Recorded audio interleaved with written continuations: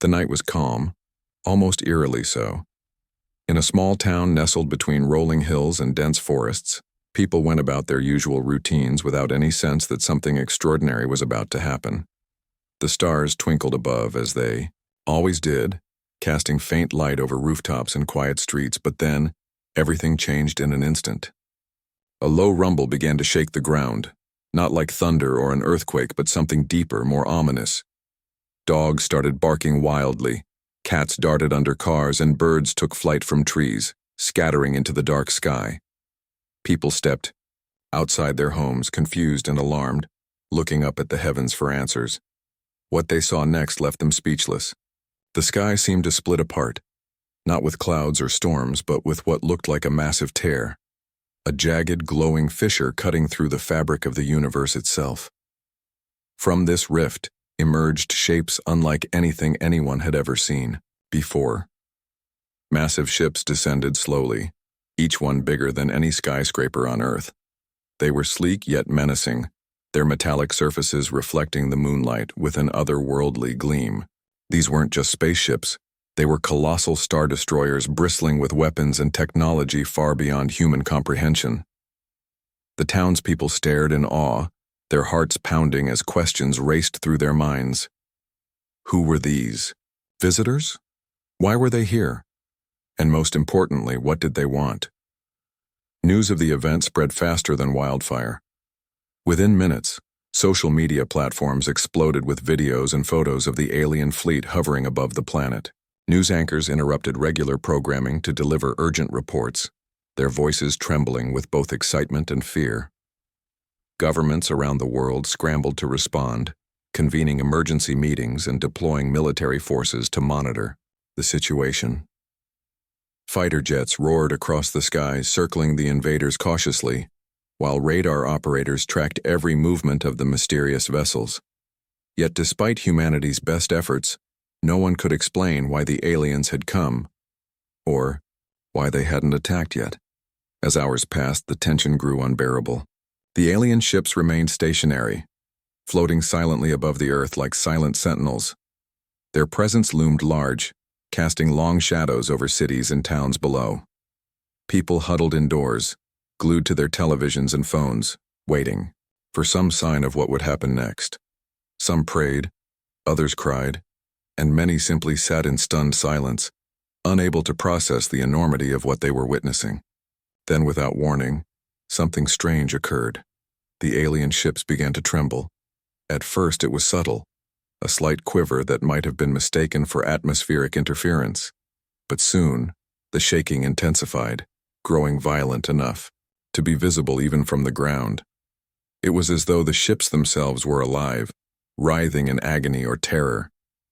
Scientists and experts rushed to analyze the phenomenon, throwing out theories left and right. Some suggested that Earth's magnetic field was interfering with the alien technology, causing malfunctions. Others speculated that the invaders had underestimated humanity's defenses and were now struggling to adapt. But none of these explanations fully accounted for what happened next. Suddenly, a voice echoed across the globe, not from speakers or devices, but directly into people's minds. It was deep, resonant, and filled with unmistakable fear. We didn't know you were still here," it said, the words reverberating like a confession torn from the depths of despair. The message sent shockwaves through humanity. What did the aliens mean by still here? Were they referring to humans? Or was there something else, something older, greater, that they had failed to anticipate? As the world grappled with these questions, another revelation dawned. Beneath the surface of the Earth, ancient machines long thought dormant began to awaken. Hidden deep within underground bunkers and buried beneath layers of rock, these relics of a forgotten age hummed to life, responding to the presence of the alien armada. No one knew who had built them or how they worked, but their purpose became clear almost immediately. Ancient satellites orbiting Earth suddenly activated, projecting beams of energy that formed shimmering shields around the invading fleet. The aliens, who had assumed Earth was defenseless, realized too late that they had walked into a trap set millennia ago. Military analysts watched in stunned disbelief as the invaders' advanced weaponry faltered against the mysterious systems. Laser cannons sputtered, missile launchers refused to fire, and communication arrays fell silent. For all their technological superiority, the aliens seemed powerless against whatever force protected the planet. Panic gripped their ranks as they attempted to retreat, only to find themselves trapped within the confines of the energy shields. Humanity held its collective breath, unsure whether this newfound advantage would lead to salvation or destruction. Amidst the chaos, ordinary citizens found themselves thrust into roles they never imagined. Among them was Dr. Elena Cruz, a brilliant astrophysicist known for her groundbreaking research on cosmic anomalies. When news broke of the alien invasion, she was called upon to help make sense of the situation. Working tirelessly in her lab, she pored over data collected from observatories and military satellites, searching for clues about the origins of the ancient defenses. Her breakthrough came when she discovered a pattern embedded in the energy signatures emitted by the shields, code that hinted at a way to interface with the system. With trembling hands, she inputted the sequence into a computer terminal connected to the network, holding her breath as the screen flickered to life. To everyone's astonishment, the system responded. Lines of text scrolled across the monitor, written in a language no one recognized but somehow understood instinctively. Through trial and error, Elena unlocked protocols that allowed limited control over the shields and satellites. She learned how to adjust their strength, redirect their focus, and even communicate with the alien fleet using bursts of encoded signals. Overnight, she became the face of humanity's response, hailed as a hero by some and scrutinized by others. Meanwhile, global leaders convened emergency summits debating how best to handle the crisis. Should they negotiate with the invaders, or should they seize the opportunity to obliterate them entirely? Public opinion swayed wildly, torn between fear and curiosity. Grassroots movements sprang up almost overnight, advocating for peace rather than vengeance. Protesters gathered in city squares, holding signs that read, "Talk, don't fight, and we are not alone." Social media buzzed with hashtags calling for diplomacy, urging governments to consider the possibility that the aliens might not be hostile after all. Even skeptics found themselves swayed by the arguments, wondering if understanding could pave the way to coexistence. As days turned into weeks, humanity stood united, not just in fear of the unknown, but in hope for a future where differences could be bridged. The stage was set for a decision that would shape the destiny of two civilizations, and perhaps the entire galaxy. For John Miller, life had settled into a comfortable routine. At 68 years old, he spent his days tending to his garden, taking long walks through his neighborhood and occasionally reminiscing about the past. He rarely spoke of his time in Vietnam, preferring to leave those memories buried alongside the friends he'd lost. To his neighbors, he was just another retiree, kind, quiet, and unassuming.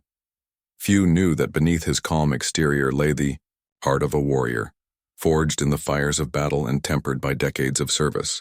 That all changed one crisp autumn afternoon when John decided to take a stroll down Maple Street, a route he often walked to enjoy the colorful leaves rustling in the breeze.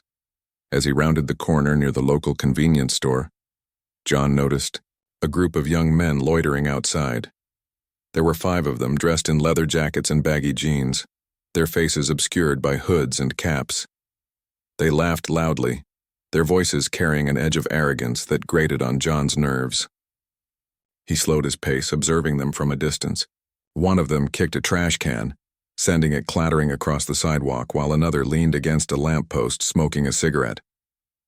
It wasn't uncommon to see troublemakers in the area, but something about this group felt different, more menacing, less reckless.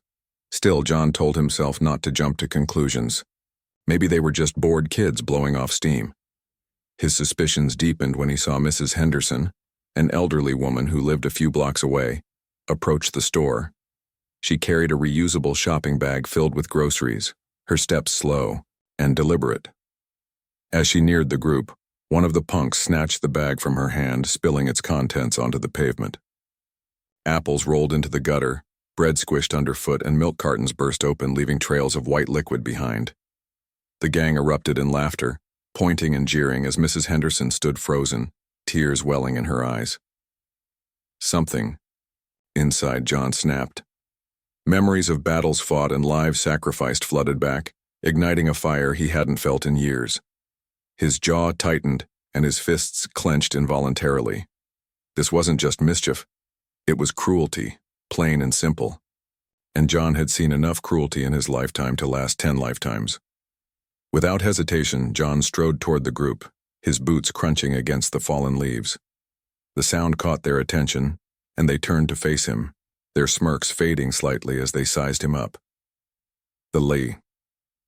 The world held its breath as humanity came face to face with the unknown. The alien fleet, once an unstoppable juggernaut that had instilled terror in the hearts of billions, now floated helplessly within the confines of Earth's ancient defenses. Their star destroyers, once symbols of dominance and power, were reduced to mere prisoners, trapped by shimmering energy fields that pulsed ominously around them. For days, the invaders attempted to break free, firing their weapons at the shields, only to watch their efforts fizzle out like sparks against steel. It was clear they were no match for whatever technology protected the planet. Yet despite their predicament, the aliens remained eerily silent, refusing to communicate further or explain their intentions. Dr. Elena Cruz became the linchpin of humanity's response to the crisis. Her discovery of how to interface with the mysterious defense system had catapulted her into the spotlight, but she wasn't one to bask in fame. Instead, she worked tirelessly in makeshift command centers, set up near the sites where the satellite's signals were strongest. Every day brought new challenges, deciphering cryptic codes embedded in the system, fine-tuning the shields to prevent collateral damage, and ensuring the network didn't overload under the strain of containing such massive vessels. Despite her expertise, Elena often felt overwhelmed. The weight of responsibility bore down on her shoulders, heavy not just because she held the key to humanity's survival, but because she represented hope for a species grappling with uncertainty. While Elena focused on technical solutions, global leaders wrestled with ethical dilemmas. Emergency summits convened daily, broadcast live to audiences hungry for answers. Should humanity strike first, annihilating the invaders before they could regroup? Or should they extend a hand of diplomacy, risking everything on the chance that peace might be possible? The debate raged fiercely, dividing nations and communities alike. Military advisors argued for aggression, citing the need to neutralize the threat while they still had the upper hand. They came uninvited, one general declared during a televised meeting. We owe them nothing. Others countered that destroying the fleet without understanding their motives would make humanity no better than the invaders themselves. Philosophers, ethicists, and even ordinary citizens chimed in, their voices amplified by social media platforms buzzing with hashtags like #TalkDontFight and Give Peace a Chance. Public opinion swayed wildly, torn between fear and curiosity. Some people barricaded themselves indoors, convinced the aliens would escape and retaliate. Others gathered in city squares, holding candlelight vigils and rallies calling for restraint. A young activist named Maya Patel became the face of the pro-peace movement after her impassioned speech went viral. Standing atop a makeshift stage in downtown New York, she addressed a crowd of thousands, her voice trembling yet resolute. For centuries we've looked to the stars and wondered if we're alone, she said. Now we have our answer, and it's terrifying, yes, but also beautiful. We can't let fear dictate who we are. Let's show them what it means to be human. Her words resonated deeply, sparking conversations about compassion, coexistence, and the shared destiny of all sentient beings. Meanwhile, scientists scrambled to understand the origins of the defense system. Archaeologists unearthed relics buried deep beneath the Earth's surface, artifacts that hinted at a civilization far older and more advanced than anything recorded in history books. Ancient texts written in languages long forgotten spoke of a time when Earth was part of a vast interstellar alliance, a coalition dedicated to protecting weaker planets from predatory species. These guardians had installed the defense network eons ago, then vanished without a trace. Were they gods, aliens, or perhaps ancestors whose existence had been erased by time? No one knew for sure, but the implications were staggering. If the E system was designed to protect Earth, did that mean humanity was meant to inherit its legacy? Amidst the chaos, ordinary people found ways to adapt. Schools organized lessons on astronomy and astrophysics, encouraging students to think critically about humanity's place in the universe. Artists painted murals depicting scenes of unity between humans and extraterrestrials, while musicians composed songs inspired by the unfolding drama. Even businesses got involved, with companies releasing merchandise featuring slogans like Earth Strong and One Planet, One Future. Humanity's creativity flourished in the face of adversity, proving that even in times of crisis, people could find beauty and meaning. But not everyone embraced optimism. Conspiracy theories ran rampant, fueled by misinformation and fear. Some claimed the entire event was staged by governments to distract from economic collapse. Others insisted the aliens were demons sent to punish humanity for its sins. Doomsday preachers took to the streets warning of impending apocalypse, while fringe groups stockpiled weapons, preparing for what they believed would be an inevitable war. Despite these voices of dissent, the majority clung to hope, drawing strength from stories of resilience and courage. Back in the command center, Elena made a breakthrough that changed everything. After weeks of trial and error, she managed to decode a sequence that allowed direct communication with the alien fleet. With bated breath, she initiated contact, transmitting a simple message. "Who are you, and why are you here?" The response came almost instantly, though it wasn't verbal. Images flooded the screens, scenes of desolation, barren planets, dying stars, and fleets of refugees fleeing unimaginable horrors.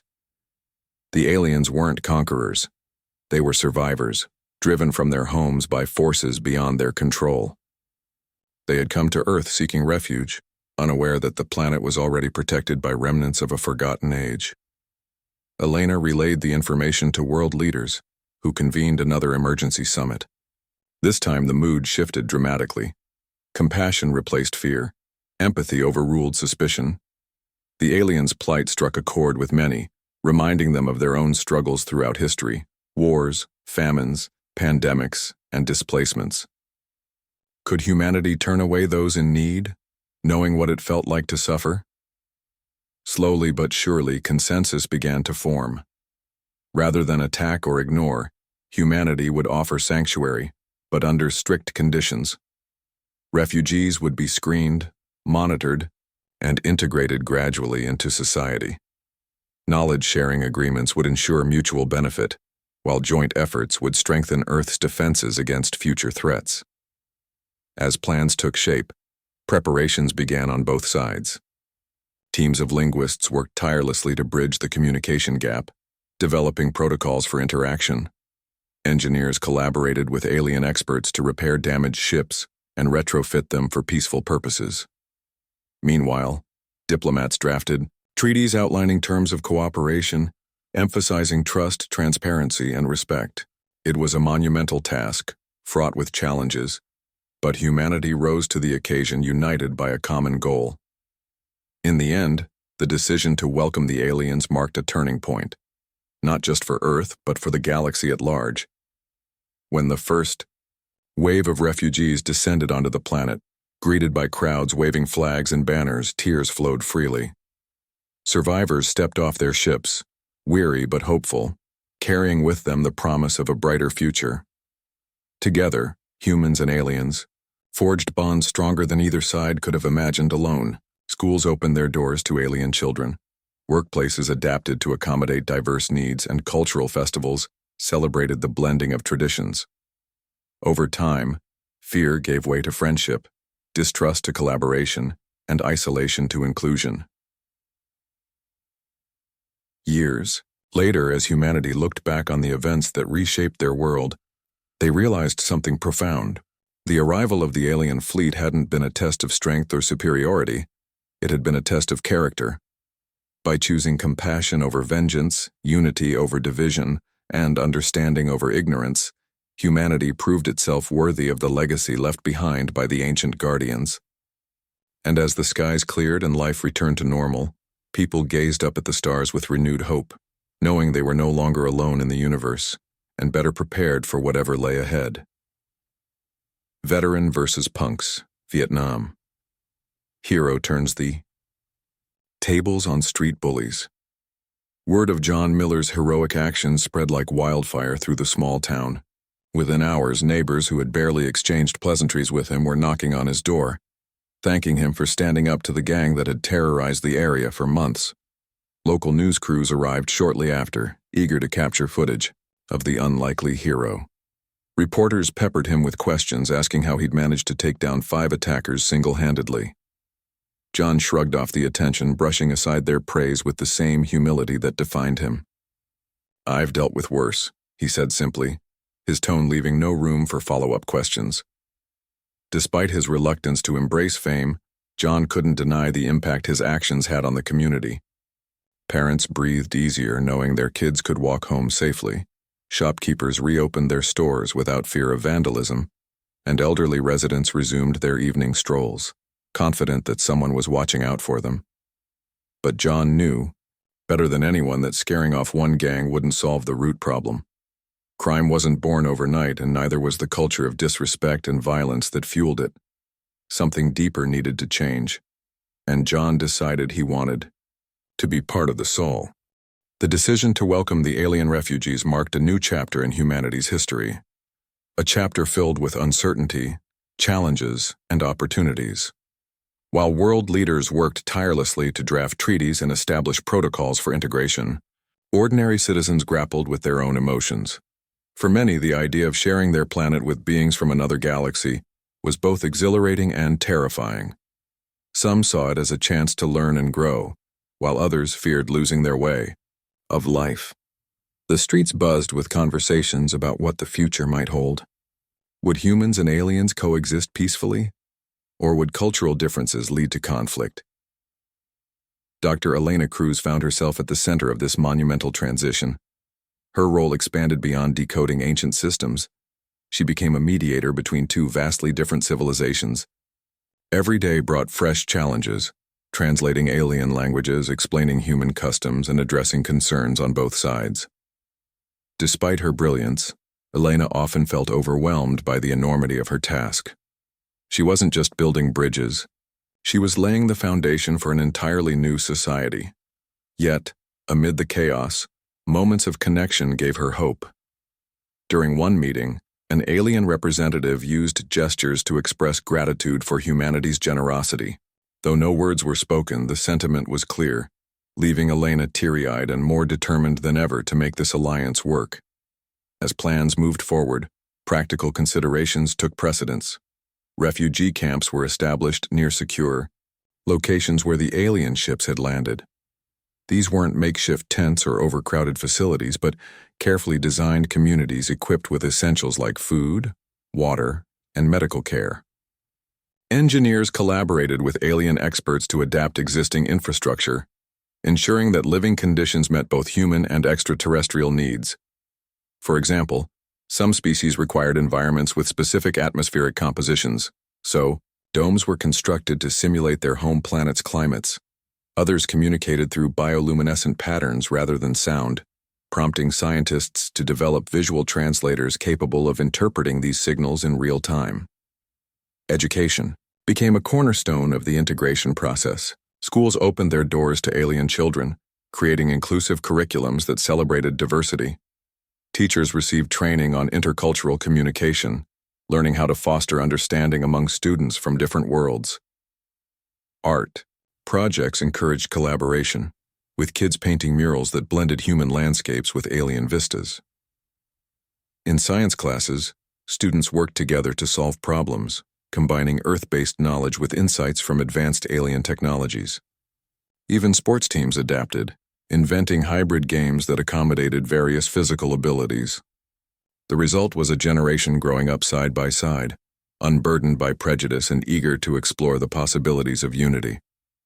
However, not everyone embraced the changes willingly. Resistance groups emerged, fueled by fear and misinformation. Protesters gathered outside refugee camps holding signs that read "Earth for Humans" and "No Aliens Allowed." Social media platforms became battlegrounds, with trolls spreading conspiracy theories about secret agendas and hidden dangers. Some extremists resorted to violence, vandalizing alien property and intimidating those who supported integration. Law enforcement agencies struggled to maintain order, deploying officers around sensitive areas while launching campaigns to counteract hate speech. Community leaders organized counter-protests, standing shoulder to shoulder with alien allies to demonstrate solidarity. It was a tense time, but acts of kindness often outweighed moments of hostility. Businesses played a crucial role in smoothing the transition. Entrepreneurs recognized the potential of interstellar trade, opening markets for goods and services tailored to alien lifestyles. Restaurants introduced fusion cuisines, blending traditional recipes with exotic ingredients brought by the newcomers. Fashion designers created clothing lines inspired by alien aesthetics, incorporating shimmering fabrics and intricate patterns into everyday wear. Tech companies partnered with alien engineers to develop groundbreaking innovations, from energy-efficient power sources to universal translators that made cross-species communication seamless. Economists predicted a boom unlike anything seen before, as humanity tapped into resources and knowledge previously unimaginable. Cultural exchange programs flourished, bringing people closer than ever before. Festivals celebrating alien traditions drew crowds from all walks of life, offering glimpses into art forms, music, and rituals unique to other galaxies. Dance troupes performed gravity-defying routines that left audiences mesmerized, while musicians composed symphonies using instruments never heard on Earth. Storytellers shared legends passed down through generations, weaving tales of courage, love, and sacrifice that resonated across species. Meanwhile, Earth's own heritage gained new appreciation as museums curated exhibits showcasing humanity's achievements, from cave paintings to space exploration. Visitors marveled at the resilience and creativity displayed throughout history, forging connections that transcended language barriers. Amidst these developments, individuals found personal meaning in the unfolding drama. Take Sarah Thompson, a young woman who had grown up fascinated by astronomy. When the aliens arrived, she volunteered as a translator, dedicating long hours to studying their languages and customs. What started as a hobby soon became a passion, leading her to pursue a career in xenolinguistics. Through her efforts, she formed deep friendships with several alien representatives, gaining insights into perspectives far removed from her own. "They're not so different from us," she told friends during a dinner party. "They laugh, cry, dream just like we do. Once you get past the surface, you realize we're all searching for the same things: safety, belonging, purpose." For Dr. Elena Cruz, the journey reached a poignant milestone when she received an invitation to visit one of the alien star destroyers.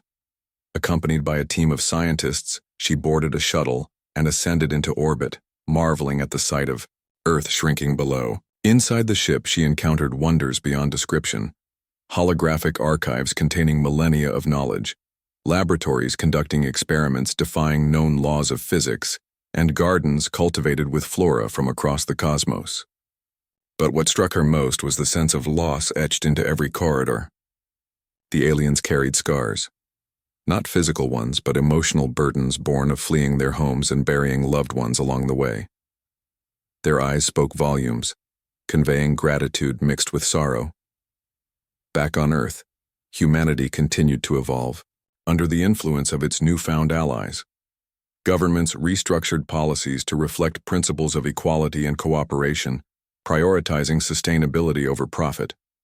Environmental initiatives gained momentum, driven by shared goals to preserve the planet for future generations. Education systems emphasized empathy and critical thinking, preparing students to navigate a complex, interconnected world. Even entertainment reflected shifting values, with movies and books exploring themes of unity and resilience. Slowly, but surely, humanity shed old habits, embracing a brighter vision of itself. Years later, as John Miller sat on his porch watching stars twinkle above, he reflected on the lessons learned since that fateful autumn afternoon. His battle against street bullies seemed almost trivial compared to the global transformation unfolding around him. Yet, he recognized parallels between the two events. Both underscored the importance of standing up for what was right, even when odds appeared insurmountable. Heroes came in many forms, whether veterans protecting neighbors or scientists bridging gaps between worlds. And as he gazed upward, imagining countless civilizations scattered among the heavens, John smiled, a quiet reminder that courage, compassion, and curiosity could overcome any obstacle. Veteran versus punks, Vietnam hero, turns the tables on street bullies. John Miller's self-defense classes quickly became the talk of the town.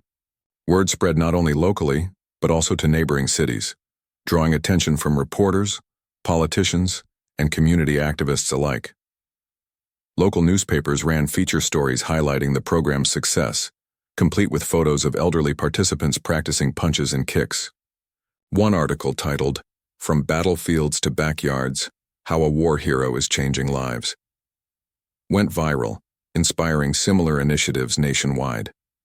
Soon, requests poured in from distant towns hoping to replicate John's model. He agreed to help, traveling weekends to train instructors and share his philosophy. The ripple effect extended beyond senior citizens. Parents noticed improvements in their children's confidence after enrolling them in youth-focused sessions, led by assistants trained by John. Kids who once cowered at the sight of bullies now walked tall, armed with simple yet effective techniques to protect themselves. Schools reported fewer incidents of harassment, attributing the decline to increased awareness and assertiveness among students. Even teachers benefited, attending workshops designed to equip them with tools for handling classroom conflicts. John's message resonated universally. Strength wasn't about aggression, it was about empowerment. Despite his growing influence, John remained grounded. He refused lucrative offers to commercialize his program, insisting it stay free and accessible to anyone in need. Instead, he focused on expanding its reach, partner and I. As humanity and the alien refugees settled into their uneasy alliance, deeper truths began to emerge about the invaders' origins and the ancient guardians who had once protected Earth. Teams of archaeologists, historians, and linguists worked tirelessly to piece together fragments of a forgotten past, uncovering relics buried beneath layers of soil and time. These artifacts told a story far older than recorded history, a tale of an advanced civilization that had once spanned galaxies, uniting planets under a shared vision of peace and prosperity. They called themselves the Astrians, and they were humanity's distant ancestors. The Astrians had built the defense system not just to shield Earth, but to safeguard countless other worlds threatened by predatory species. Their technology was designed to adapt, learning from each encounter and growing stronger over millennia. When the Astrians vanished, whether due to extinction, migration, or some unknown catastrophe, their creations remained, lying dormant until needed again. Now, with the arrival of the alien fleet, these ancient machines had reactivated, fulfilling their purpose as protectors of the vulnerable. But the discovery raised unsettling questions. Why had the Astrians left? And what dangers might still lurk in the cosmos? Dr. Elena Cruz became consumed by this mystery, dedicating herself to decoding more of the system's secrets. Late nights turned into early mornings as she sifted through data streams, analyzing patterns hidden within the energy signatures emitted by the shields. Her breakthrough came when she stumbled upon a sequence resembling a map, not of stars, but of timelines. It depicted events stretching back millions of years, chronicling battles fought, alliances forged, and civilizations lost. At the center of it all stood Earth, marked as a nexus point where multiple destinies converged. The implications were staggering. Humanity wasn't just inheriting the legacy of the Astrians, it was stepping into a role far greater than anyone could have imagined. Meanwhile, efforts to integrate the alien refugees continued, though progress was uneven. While many embraced the newcomers, tensions simmered beneath the surface. Language barriers, cultural misunderstandings, and lingering fears created friction between humans and aliens. Some refugees struggled to adjust to life on Earth, missing the familiarity of their home planets. Others resented being treated as dependents rather than equals, despite humanity's best intentions. Conflicts arose, sometimes escalating into physical altercations that tested the patience of both sides. To address these challenges, community leaders organized workshops aimed at fostering mutual understanding. Participants engaged in activities designed to break down stereotypes and build trust. For instance, cooking classes brought humans and aliens together in kitchens, experimenting with ingredients from different worlds to create dishes neither side had tasted before. Art therapy sessions encouraged expression through painting, sculpture, and performance, allowing emotions to flow freely without judgment. Even humor played a role, with stand-up comedians crafting jokes that bridged gaps between cultures. Slowly but surely, walls began to crumble, replaced by bonds forged through shared experiences. Education proved equally vital in smoothing the transition. Schools introduced interstellar studies programs, teaching students about the science, art, and philosophy of alien civilizations. Teachers emphasized critical thinking, challenging pupils to question assumptions and seek common ground. Field trips took them to refugee camps, research facilities, and historical sites linked to the Astrians, providing first-hand exposure to the realities of coexistence. Textbooks evolved too, incorporating narratives from both human and alien perspectives. One particularly popular chapter described the journey of a young alien refugee adapting to life on Earth, mirroring the struggles faced by immigrant families throughout history. By highlighting parallels, educators hope to cultivate empathy and solidarity among future generations. Yet, even as strides were made, darker forces sought to exploit divisions. Extremist groups gained traction, capitalizing on resentment and misinformation to fuel hatred. Leaders of these factions spread propaganda portraying aliens as parasites leeching off Earth's resources. They claimed humanity's generosity would lead to its downfall, urging followers to resist integration at all costs. Protests grew violent, with clashes erupting outside refugee camps and government buildings. Law enforcement struggled to maintain order, deploying riot squads while attempting to quell unrest through dialogue. Community activists countered hate speech with campaigns promoting tolerance and cooperation, organizing rallies that drew thousands of supporters. Signs bearing slogans like "One Planet, One Family" dotted city squares, symbols of hope amid chaos. Amidst this turmoil, Dr. Elena Cruz uncovered another revelation that shifted humanity's perspective forever. Embedded within the defense systems code was a message, a warning meant for those who inherited the Astrians' mantle. It spoke of a looming threat, a malevolent force known only as the Scourge. According to the text, the Scourge traveled across galaxies, consuming planets and enslaving populations, leaving behind desolation in its wake. The Astrians had constructed their network not merely to defend against invaders, but to prepare for an inevitable confrontation with this cosmic terror. If the message was accurate, humanity's alliance with the alien refugees wasn't just an act of compassion, it was a strategic necessity. News of the Scourge sent shockwaves through global leadership circles. Emergency summits convened with representatives from every nation and alien faction discussing how best to prepare for the unknown. Military strategists proposed fortifying defenses, upgrading weaponry, and training joint task forces capable of responding to any attack. Scientists advocated for pooling knowledge and resources, accelerating technological advancements to stay ahead of potential threats.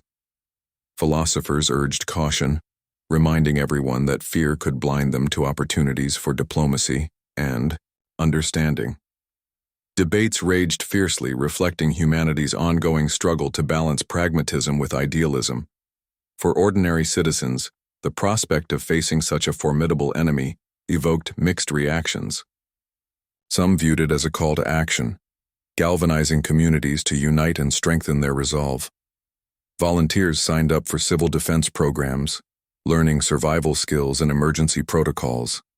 Inventors raced to develop tools and technologies that might aid in the fight, spurred by patriotic fervor and scientific curiosity. Others succumbed to despair, convinced that humanity stood no chance against something so powerful. Panic buying led to shortages of basic supplies, while doomsday preppers fortified bunkers and stockpiled weapons.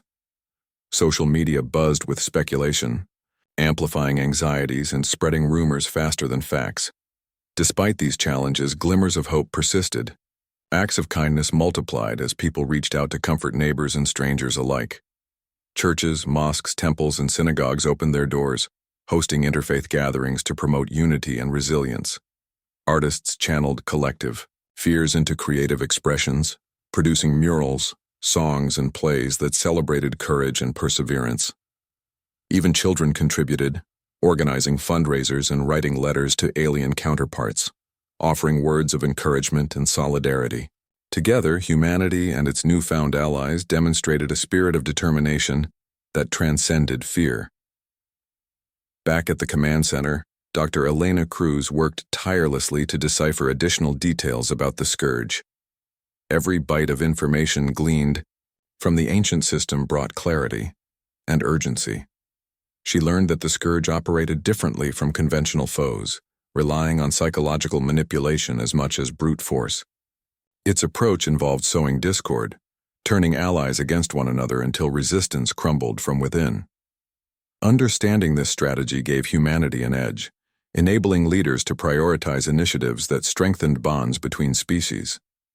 Trust-building exercises intensified, ensuring that divisions couldn't be exploited during moments of crisis. Simultaneously, preparations for battle accelerated. Engineers collaborated with alien experts to retrofit star destroyers originally used by the invaders, transforming them into vessels equipped for defense rather than conquest. Training programs taught pilots and crew members to operate unfamiliar controls, blending human ingenuity with extraterrestrial expertise. Ground troops underwent rigorous drills, mastering tactics suited to diverse terrains and scenarios. Weapon systems received upgrades, incorporating alien innovations that enhanced range accuracy and power.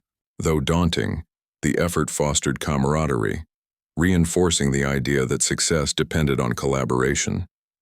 Through it all, John Miller remained a steadfast presence in his community. Though he had no direct involvement in combating the scourge, his teachings inspired countless individuals to contribute however they could. Graduates of his self-defense classes volunteered as instructors, passing on skills to new recruits.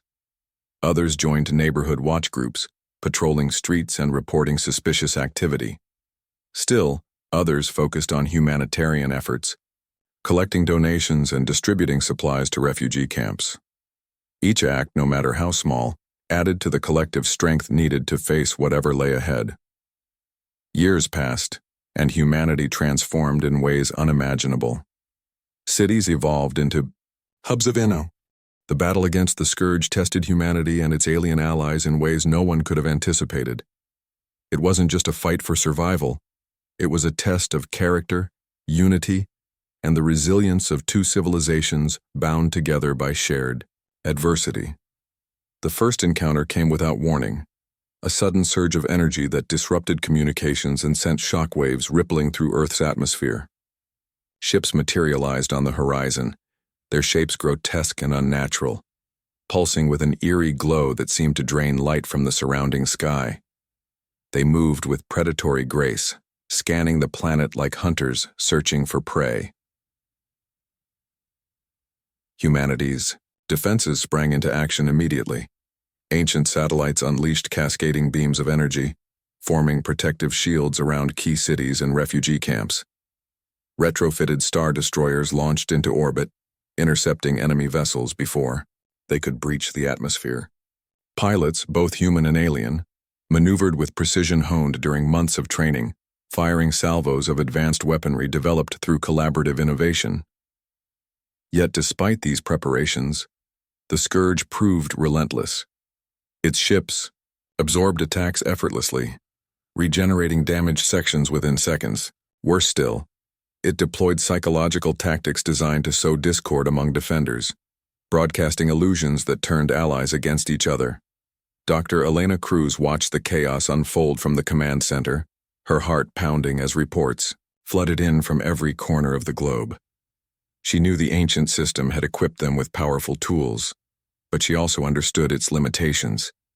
The Astrians' technology was formidable, But it required more than machines to win this war. It demanded courage, trust, and unwavering resolve. Drawing on lessons learned from decoding the defense network, Elena devised a bold strategy. Instead of focusing solely on destruction, humanity would exploit the Scourge's reliance on manipulation. By strengthening bonds between species and reinforcing unity, they could deny their enemy the chaos it fed upon. To implement this plan, leaders launched an unprecedented campaign of solidarity. Broadcasts aired across languages and cultures, reminding everyone of what united them: their shared home, their common struggles, and their collective hope for a better future. Refugees and humans worked side by side, repairing damaged infrastructure, caring for wounded soldiers, and strategizing new approaches to combat. Artists painted murals depicting scenes of cooperation, while musicians composed anthems celebrating diversity and strength. Even children contributed, organizing fundraisers and writing letters of encouragement to troops stationed at the front lines. Every act, no matter how small, reinforced the idea that humanity and its allies were stronger together. On the battlefield, pilots adapted to the Scourge's unpredictable tactics. When illusions threatened to divide squadrons, commanders established protocols ensuring constant communication. "Trust your wingman" became a mantra repeated in briefing rooms and cockpits alike. Alien warriors brought unique abilities to the fight, using bioluminescent signals or telepathic links to coordinate maneuvers seamlessly. Humans, in turn, provided ingenuity and adaptability, devising creative solutions to counteract the Scourge's regenerative capabilities. Together, they formed a hybrid force unlike anything seen before, one that blended the best qualities of both species. One pivotal moment occurred when a daring strike team infiltrated a Scourge vessel, seeking to disable its core systems. Led by Captain Maria Alvarez, a decorated pilot who had trained extensively alongside alien counterparts, the mission faced overwhelming odds. Inside the ship, the air shimmered with disorienting holograms, making it nearly impossible to distinguish friend from foe. But Maria's team relied not on sight alone, but on sound, touch, and intuition, cultivated through months of collaboration. Alien members used sensory enhancements to detect hidden threats, while humans employed quick thinking to neutralize traps. When they finally reached the central chamber, they discovered something shocking.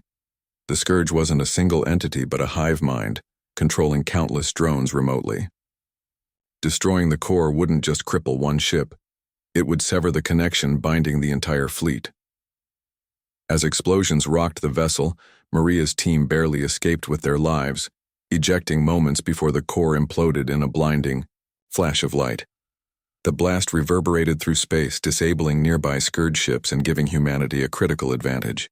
Back on Earth, celebrations erupted spontaneously as news of the victory spread. Fireworks lit up the night sky, mingling with cheers and tears of relief. For the first time since the Scourge's arrival, hope replaced fear. Yet, the cost of the battle weighed heavily on everyone involved.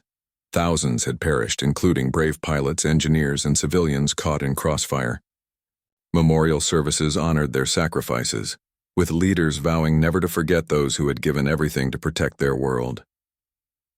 Dr. Elena Cruz delivered a poignant speech during one such ceremony, her voice trembling with emotion. "We owe them our gratitude and our promise," she said, addressing a crowd gathered beneath a starry sky, "that we will continue to stand together to build a future worthy of their courage." With the Scourge weakened, but not defeated, humanity pressed forward, determined to eliminate the threat once and for all. Engineers analyzed data recovered from the destroyed vessel, uncovering vulnerabilities in the hive mind structure. Scientists developed weapons capable of targeting neural pathways, disrupting the flow of commands between drones. Meanwhile, diplomats worked tirelessly to unify remaining factions, ensuring that no division remained for the Scourge to exploit.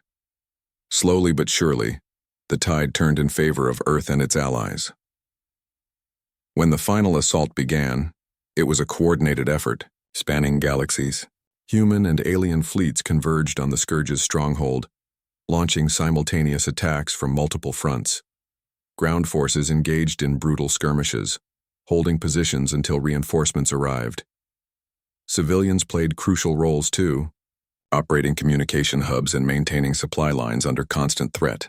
Even children contributed, designing decoy devices that confused enemy sensors and buying precious time for advancing troops. At the heart of the operation stood Dr. Elena Cruz, coordinating strategies from the command center. Her calm demeanor masked the tension coursing through her veins as updates poured in from every sector. Success hinged on timing and precision. If even one element faltered, the entire mission could collapse. But fate, or perhaps the legacy of the Istrians, was on their side. As the last barrage struck true, obliterating the Scourge's central node, a deafening silence fell over the battlefield. Then, slowly, cheers erupted, from ships in orbit, from trenches on distant moons, and from streets back on Earth. Humanity had triumphed. In the aftermath, Earth transformed into a beacon of hope for the galaxy. Former refugees returned to rebuild their homeworlds, carrying lessons learned during their time on Earth. Humanity, meanwhile, stepped confidently onto the interstellar stage, claiming its place among the stars. New alliances formed, fostering trade, knowledge sharing, and cultural exchange. Cities evolved into vibrant melting pots, blending traditions from countless worlds into something uniquely beautiful. Education systems emphasized global citizenship, preparing students to navigate an increasingly interconnected universe. Even, entertainment reflected shifting values with movies and books exploring themes of unity, sacrifice, and resilience. For John Miller, the events unfolding beyond his quiet neighborhood served as a reminder of the power of ordinary people to shape extraordinary outcomes. Though he had no direct involvement in defeating the Scourge, his teachings inspired countless individuals to contribute however they could. Graduates of his self-defense classes volunteered as instructors, passing on skills to new recruits. Others joined neighborhood watch groups, patrolling streets and reporting suspicious activity. Still others focused on humanitarian efforts, collecting donations and distributing supplies to refugee camps. Each act, no matter how small, added to the collective strength needed to face whatever lay ahead. Years later, as John sat on his porch, watching children play tag in the park where gangs once loitered, he reflected on the journey that had reshaped his community and the world. His battle against street bullies seemed almost trivial compared to the global transformation unfolding around him. Yet, he recognized parallels between the two events. Both underscored the importance of standing up for what was right, even when odds appeared insurmountable. Heroes came in many forms, whether veterans protecting neighbors or scientists bridging gaps between worlds. And as he gazed upward, imagining countless civilizations scattered among the heavens, John smiled, a quiet reminder that courage, compassion, and curiosity could overcome any obstacle. Veteran versus punks. Vietnam hero turns the tables on street bullies. John Miller's legacy transcended generations, becoming a cornerstone of societal progress long after he passed away. His teachings lived on not only in the self-defense program he founded, but in the principles it embodied: empowerment, empathy, and unity. Schools incorporated his philosophy into curriculums, emphasizing the importance of standing tall in the face of adversity. Textbooks featured chapters detailing his life story, highlighting moments of bravery and humility that